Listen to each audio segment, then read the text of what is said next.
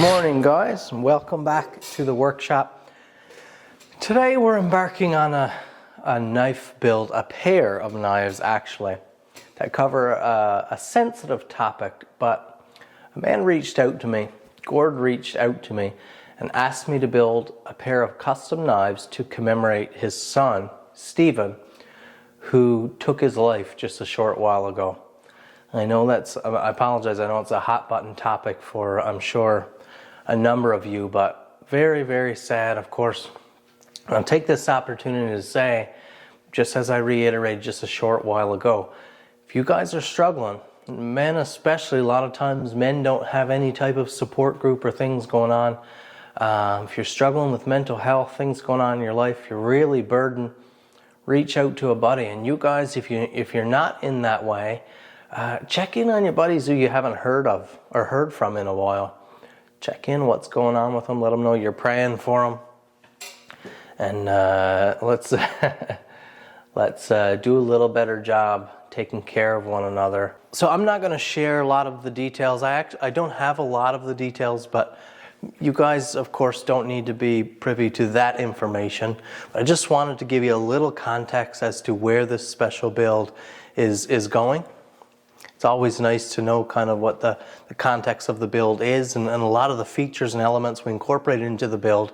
As you see, it's going to be very elaborate, there to commemorate different aspects of Stephen's life. Now, the pattern that we're doing here is based off of another Bowie knife that I did, kind of a hybrid, because that was a hidden tang or a reduced tang style. This is going to be a full tang design with brass guard. And so we're setting up the mill here now, and we're going to need to mill some guard slots in these. Dad is prepping the steel right now, tracing out that blank and getting it cut out, getting it underway. And then it'll be passed off to me over here to do the first stage of machining.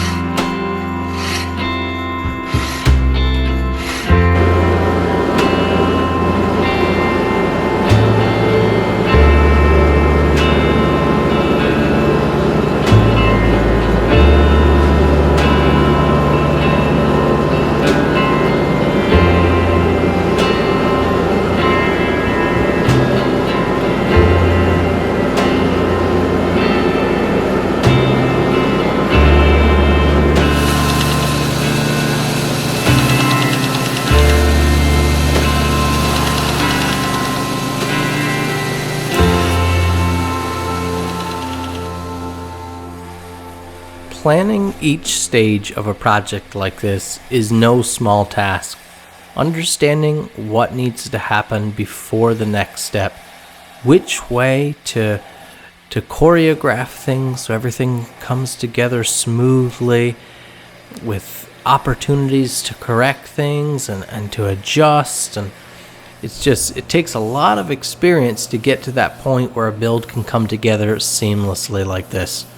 The handle material we chose here, I'm not hinting at until I have to, because it is just so beautiful and I want to save that for a surprise. But the material was chosen by the client, and I'm just very excited anytime I get to work with a high-end material like this, because it leaves such a beautiful finish, and it's just exciting to work with premium materials on a premium knife.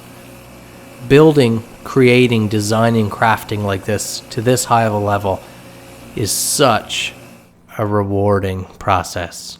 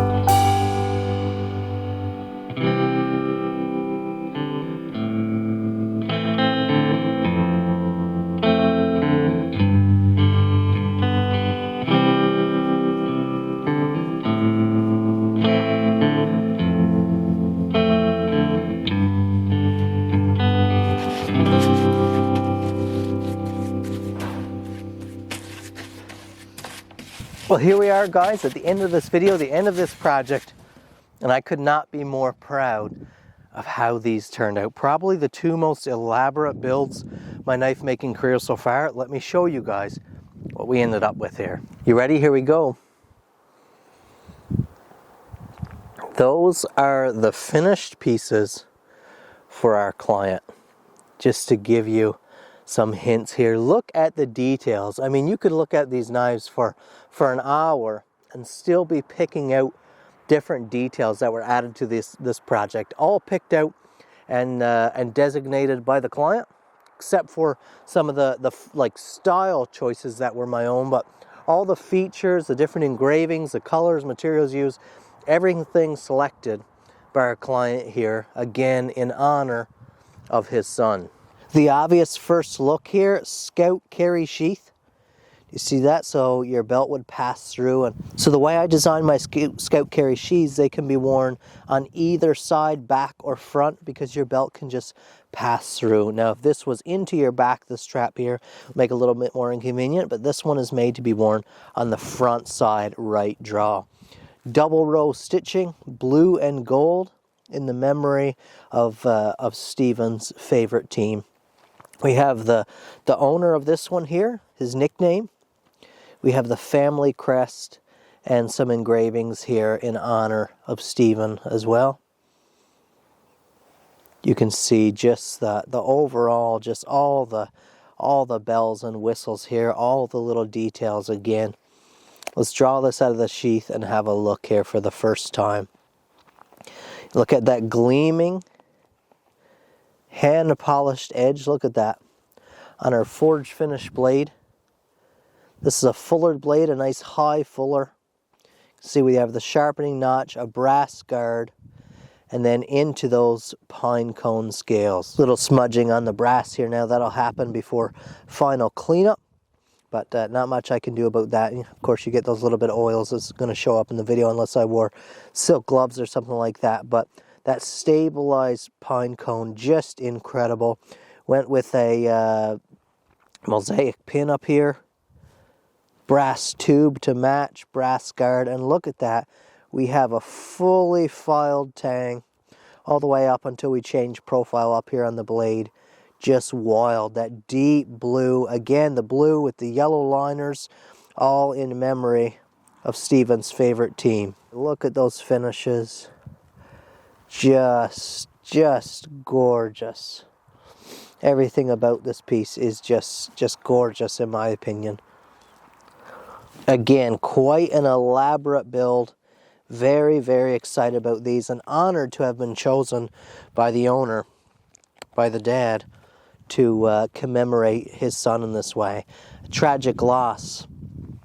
I'm glad that we could play some role in this just to honor Stephen. Knife 2 here, pretty much an exact copy, except for, as you can see, different nickname there to represent the owner of this one. But except for that, all the same engravings.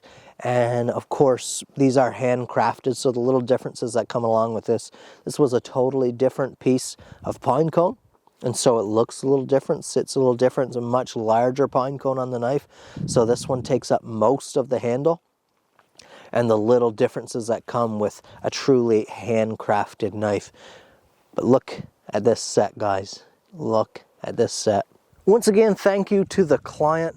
Thank you to all of you clients who give me the opportunity to be a part of tremendous builds like this. Very few carry the weight that this one did, but I've done builds, you know, in honor of Marines, and we built a Marine knife just this year to commemorate a Marine veteran. To be a part of, you know, a granddad wants a custom knife built to pass down to his grandson.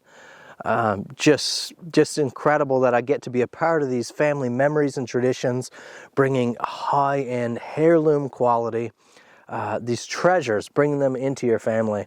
And I just really appreciate that you guys seek my work out in this way. Thanks so much for watching.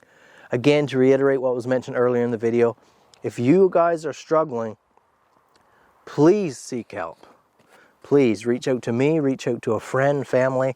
And if you guys are tip-top, good to go, but you notice something different about a friend or something, or even if you don't notice anything different, but just encourage you to check in on your friends, on your family. Make sure they're doing good.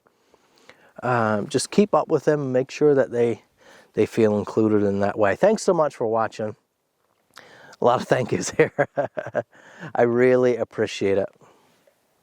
Have a wonderful day. I hope to see you in the next video.